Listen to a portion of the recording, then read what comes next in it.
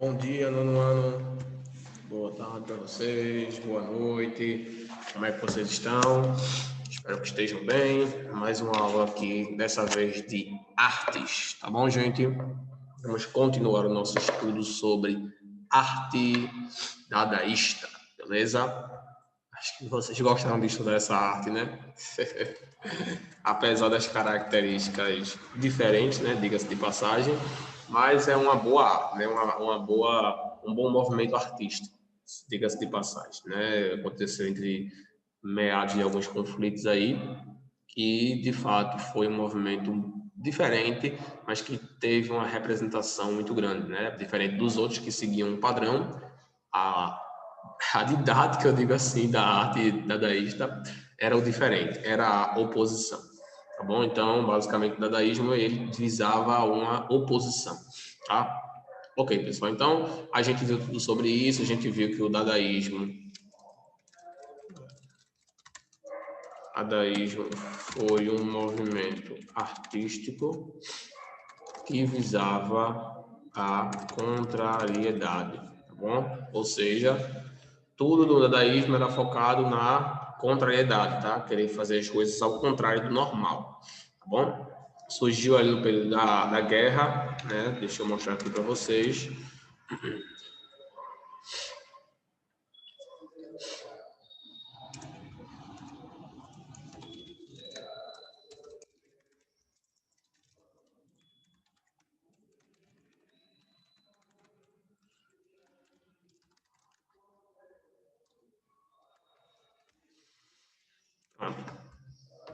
Ok, pessoal. Hoje a gente já viu essas características do movimento, a gente já viu como foi que ele surgiu.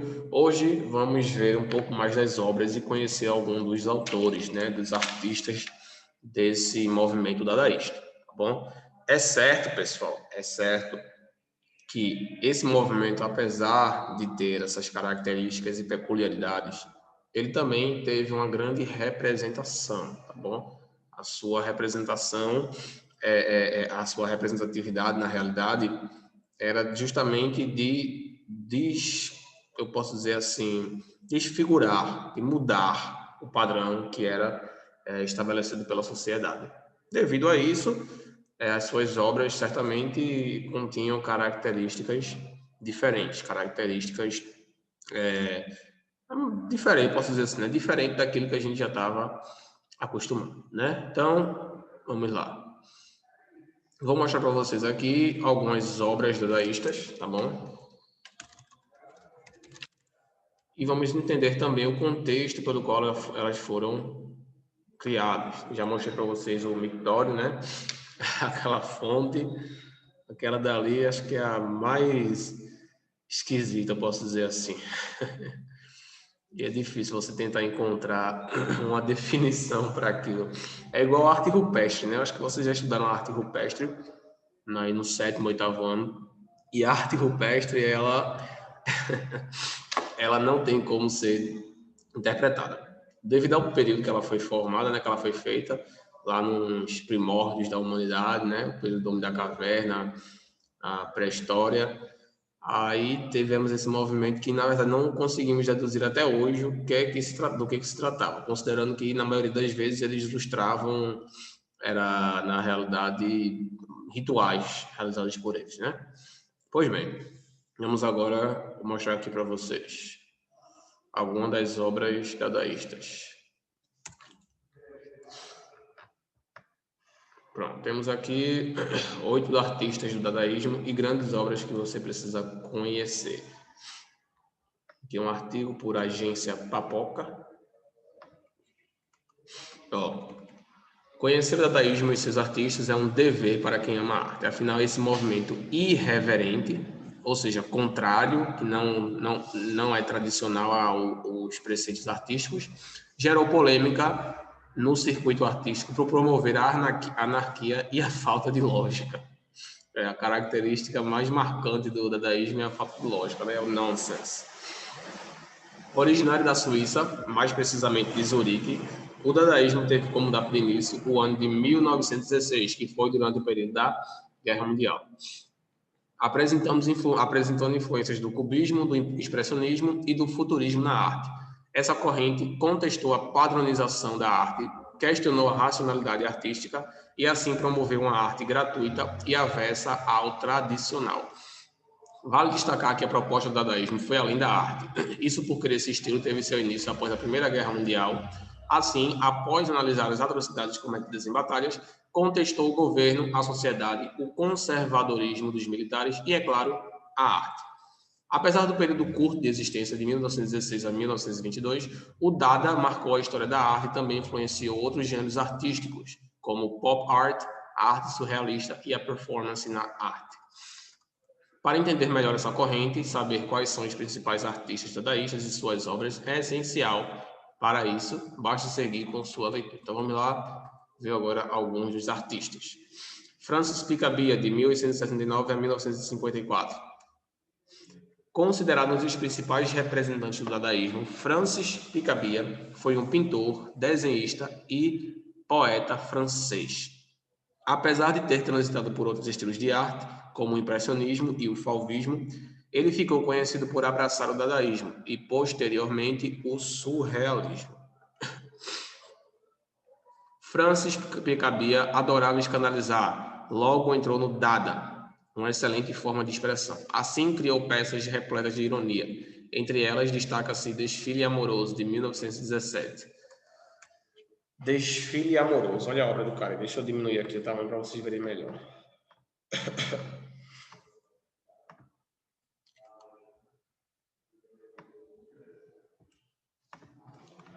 Essa é uma das suas obras. Desfile Amoroso. Gente, convenhamos. O que é que isso aí quer dizer?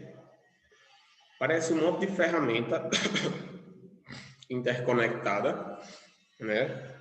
Vamos fazer uma análise dessa obra aí. O título é Desfile Amoroso.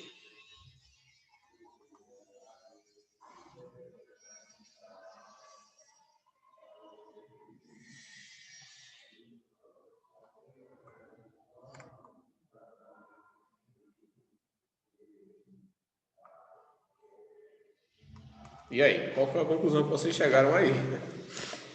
Depois a gente vai ver a análise. Vamos lá, mostrei aqui a imagem para vocês. O título é Desfile Amoroso. Ó. Depois a gente vê. Hannah Roth, de 1889 a 1979. Hannah Roth foi uma artista alemã que despertou para o dadaísmo em 1917. Única mulher de seu grupo em Berlim. Representou um papel fundamental para o empoderamento feminino. Abordando temas como direito ao voto e a liberdade sexual, a artista conquistou posição de destaque no movimento. Assim, criou obras dadaístas cheias de ironia e sarcasmo. Para isso, empregava constantemente a técnica de colagem. Gente, essa Hannah Roth, ela pode ser hoje comparada aos movimentos feministas, né? O movimento feminista também ele tem como proposta o empoderamento feminino. A gente sabe que as mulheres aí durante o período histórico, elas foram muito discriminadas, sofreram muitas injúrias, né? Verbal, física também, justamente só por serem mulheres. Essa é a realidade. E não tinham, na verdade, liberdade, não tinham liberdade de expressão, não tinham liberdade sexual, não tinham nenhum tipo de liberdade. Então, elas eram basicamente presas, tá? Elas eram presas ali, elas eram maltratadas completamente pela sociedade, né? Então, aí ela criou essa obra aí e usava como técnica a colagem, usava a técnica de colagem, tá bom? Aí também ela representava a ironia e o sarcasmo, tá bom? A ironia e o sarcasmo. Olha aí, essa daí, ó, a colagem. Aparentemente um braço aqui com a mão, obviamente uma cabeça, né? Um outro braço aqui. Não sei o que é isso aqui, parece ser não sei, uma cã, sei lá. Outra perna aqui. Bem, como a gente pode perceber, a técnica dela, na verdade, era a colagem. Então, ela pegava um plano de fundo e realizava a colagem por cima, tá? Como vocês podem ver aí.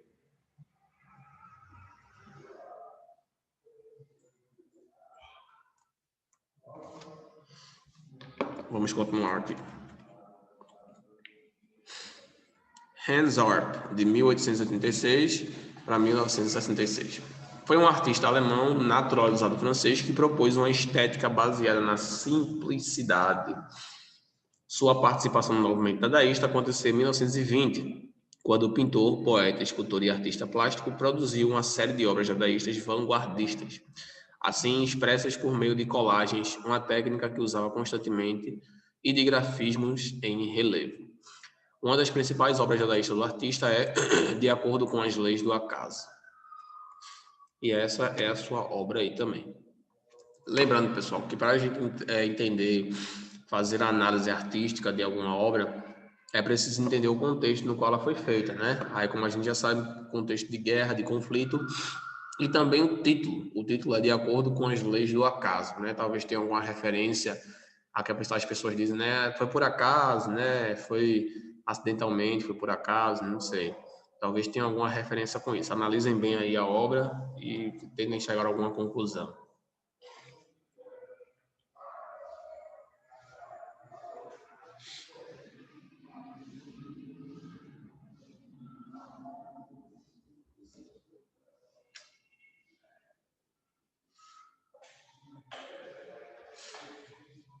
Ok, vamos continuar aqui.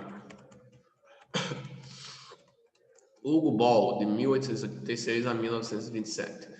Hugo Ball foi um dos principais artistas dadaístas, afinal, esse escritor e poeta alemão foi o responsável pela elaboração do Manifesto Dadaísta. Sua arte ficou bastante conhecida por seus poemas sem palavras, valorizando o absurdo e a ilógica. Hugo Ball questionou o papel do homem na sociedade.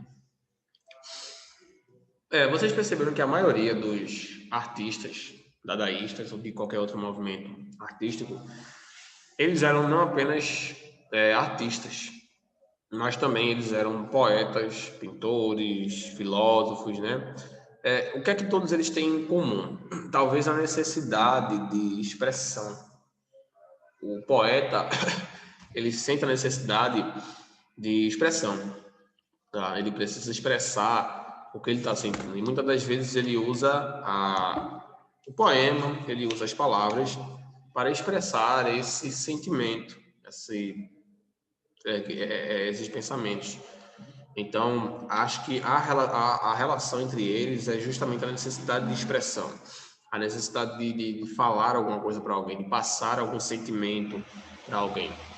Eu acho que essa era a maior característica que eles tinham, a necessidade de expressar algum pensamento ou sentimento, certo?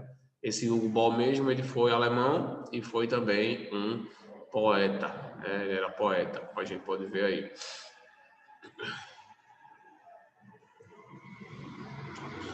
Manifeste Dada, 1918.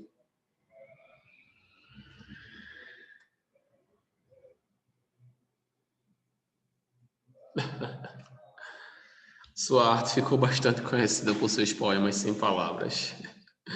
Gente, como é que tem um poema sem palavras? Alguém pode me dizer?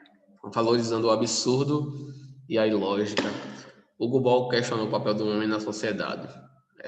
É como se eles usassem o nonsense, né, a falta de lógica, o ilógico, para tentar expressar aquilo, a desigualdade na sociedade, né?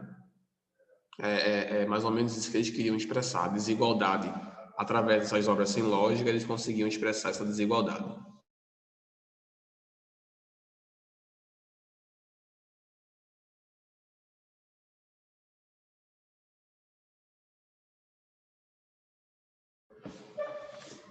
Ok, vamos continuar aqui. Men have. O pintor, fotógrafo e cineasta americano Man Ray, perdão, eu li um V, tá? Eu li have, é um Y. Man Ray foi um dos principais artistas dadaístas da década de 1920.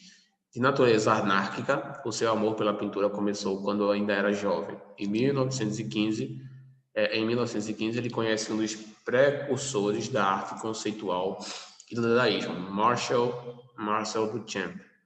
Com ele fundou e propagou o dadaísmo em Nova York.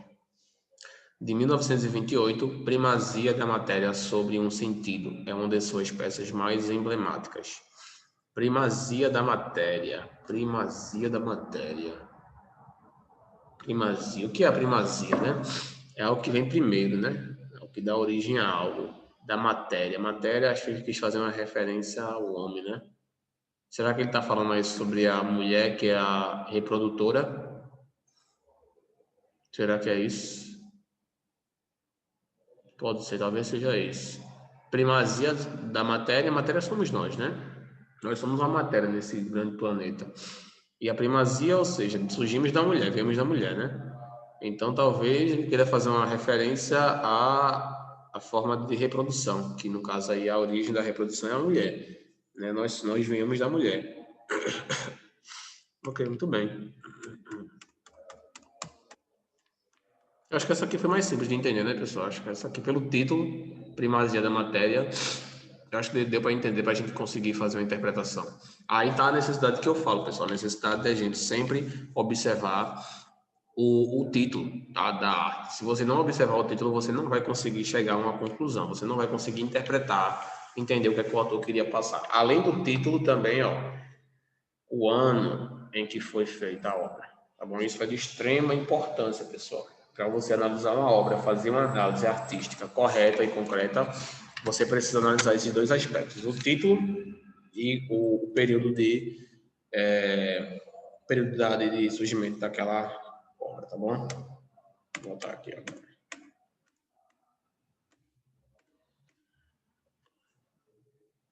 Entre poemas, provocações e deboche. Conheça Marcel Duchamp, 1887 a 1968. Essencial para a história da arte, Marcel Duchamp foi um dos fundadores da arte conceitual e o inventor dos ready-made, sendo uma figura icônica também da arte abstrata. A gente vai falar um pouquinho, pessoal, sobre esse ready-made, tá? Que ele meio que surgiu de origem do dadaísmo. Ready-made é uma obra que já é meio que já pronta, tá? Ela já vem meio que pronta. Vou explicar para vocês nas próximas aulas, a gente vai falar um pouco sobre esse ready-made, tá bom? Com uma visão vanguardista, esse artista plástico e poeta francês viajou para os Estados Unidos para melhorar o seu processo criativo. Tá? Novamente, a gente vê aí outro poeta, né, francês, foi para os Estados Unidos, para a América, melhorar o seu processo criativo. Lá, ele se uniu ao dadaísmo e produziu peças polêmicas. Uma delas foi o LHOQ, de 1919, que tem como figura principal a Mona Lisa. Nela, o artista rabiscou cavanhaque e bigode, escandalizando a sociedade da época. Porque Mona Lisa, naquele tempo, ela era uma figura cônica, né? Icônica.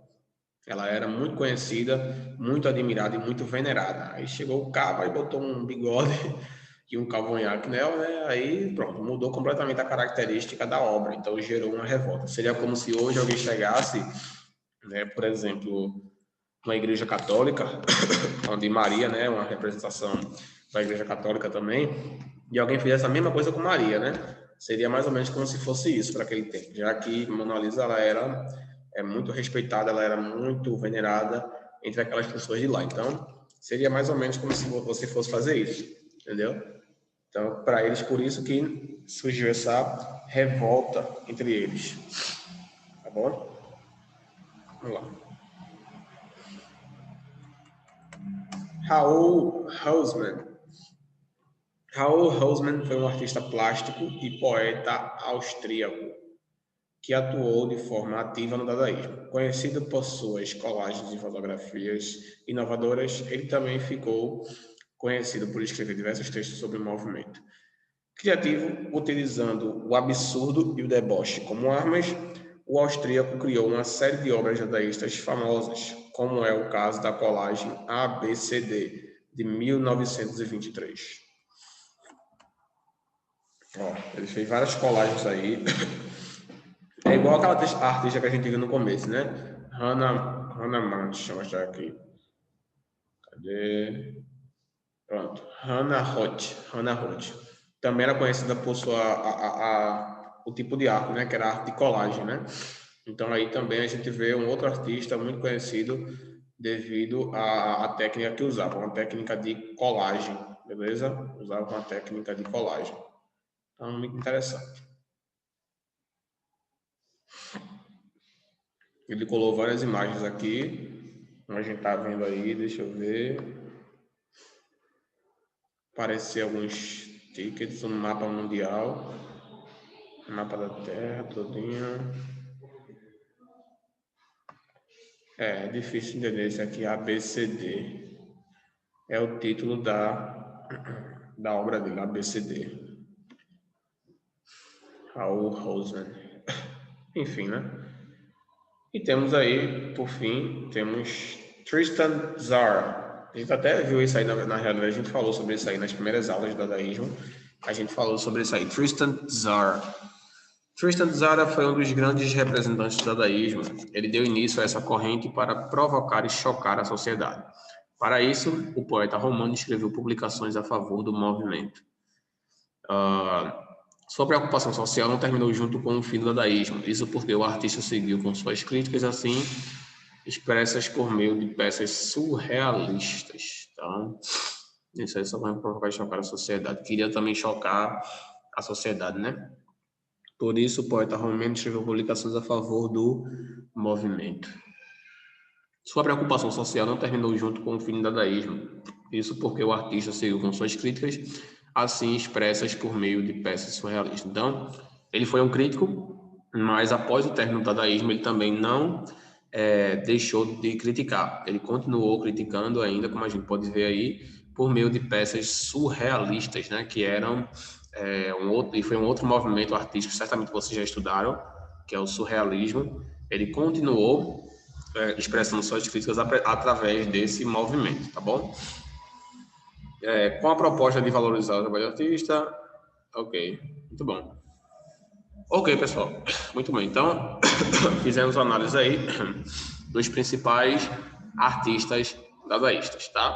Como vocês puderam ver aí, eles têm várias obras que, para realizar uma interpretação, é necessária uma pesquisa mais apurada, mas o que precisamos entender de primeira é que essas obras tinham o intuito de provocar a contrariedade na sociedade. Eles queriam trazer aquele sentimento de contrariedade. Então, essa era a principal proposta do dadaísmo, tá, pessoal? Então, muito bem. Foi nossa aula sobre isso, dadaísmo. Eu queria mostrar para vocês aqui só um minuto.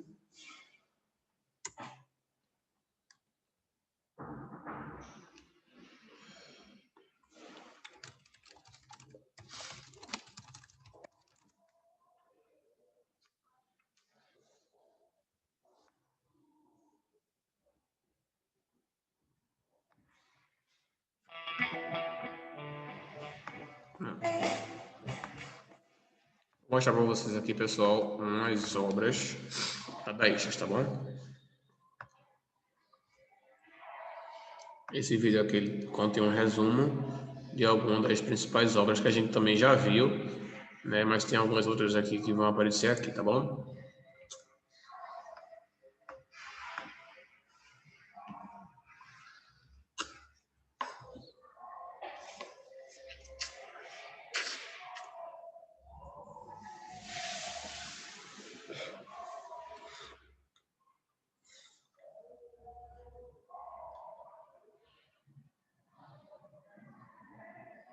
Olha aí a fonte. A melhor obra.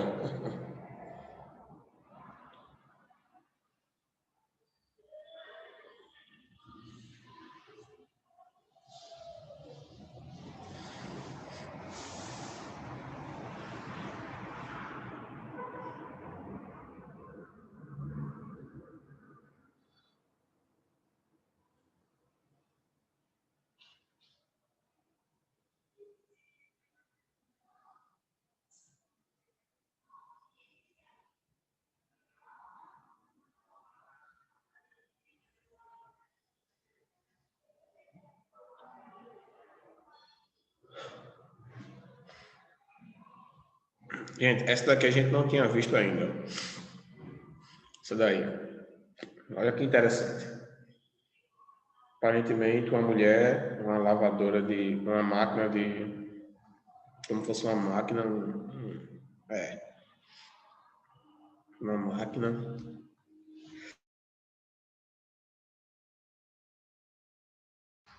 Faça uma análise aí bem apurada. Se necessário, pause o vídeo, tá, gente? Para vocês poderem fazer a análise completa, porque vocês só vão conseguir se vocês observarem bem.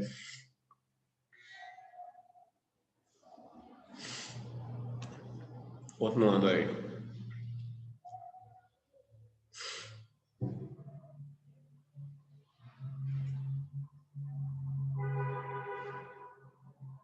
Esse daí também foi o que a gente não viu, né?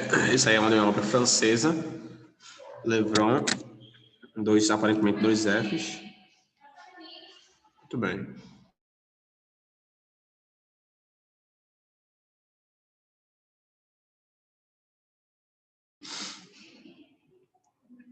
Esse daí a gente vê algumas características já na pessoa, como se fossem, parece ser uma mulher, mas parece ser um homem. A gente vê a presença de barba aqui no rosto dela, né, o que pode levar a ser um homem, na realidade. Vê também aqui algumas características diferentes no rosto, né? Dá um aspecto diferente. Ok. Pode talvez seja um homem, talvez seja uma mulher. Ok, pessoal, muito bem. Então, essa foi nossa aula para finalizar o movimento dadaísta, né? Vocês podem fazer uma análise mais apurada se vocês pesquisarem cada obra que a gente viu aí e tentarem encontrar os aspectos que expliquem o motivo daquelas obras, né? Mas, como vocês devem perceber, é um movimento diferente, mas não por isso deixa de ser um movimento importante, né? A representatividade dele não é porque ele é diferente que ele não é interessante, muito pelo contrário. Essa diferença, essa peculiaridade, né? Essas características é o que justamente torna esse movimento especial. E, na verdade, é algo diferente do que os outros já fizeram, né? Porque a maioria dos movimentos segue um padrão, já ele não, ele queria desconstruir aquele padrão através da contrariedade, né? Então, é uma coisa muito interessante. Ok, pessoal, então ficamos por aqui. Espero que vocês tenham aproveitado. Sei que esse dadaísmo parece ser um pouco diferente no começo, mas ele tem a sua importância, tá? Não olhem ele com preconceito, né? Eu olhei um pouco quando eu comecei a estudá-lo, mas eu percebi que ele é um movimento muito bom de ser estudado, tá bom? Ele representa muita coisa. Então, façam isso, analisem-no com cuidado, analisem-no com uma visão artística, né? Não uma visão preconceituosa, e façam uma pesquisa sobre as suas obras, que vai ajudar vocês a entender melhor o processo de formação daquele movimento. Então, pessoal, então ficamos por aqui, tá? Espero vocês na próxima aula, espero que vocês tenham gostado. Lembrem-se de sempre observar os aspectos que eu falei, o título e a data de publicação da obra, porque isso vai influenciar diretamente no significado daquela obra. O que pode parecer sem sentido, na verdade, às vezes tem um sentido, certo? Tem um sentido. Então, para isso, vocês precisam ver o título e a data de publicação da obra, tá bom? Ok, pessoal, então ficamos por aqui. Próxima aula, a gente continua, vamos falar um pouco sobre ready-made, tá? Que foi aquele outro movimento lá que eu falei para vocês que surgiu do dadaísmo. Também é muito interessante, mas ele é pequeno, ele vai ser bem curtinho, tá bom? Então, vejo vocês na próxima aula. Fiquem com Deus, tenham uma boa semana e vejo vocês semana que vem. Tchau, pessoal. Até a próxima. Qualquer dúvida, podem falar lá no WhatsApp que eu ajudo vocês. Tchau.